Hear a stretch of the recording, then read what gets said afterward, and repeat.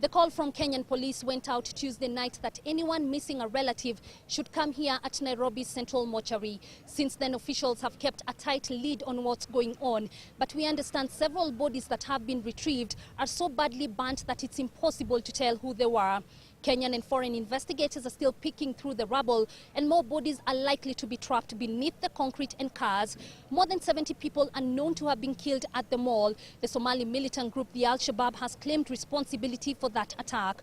Well, the Kenya Red Cross says more people are still missing. Until now, authorities had said everyone is accounted for. But this call to families to help with DNA would suggest that that's no longer the case.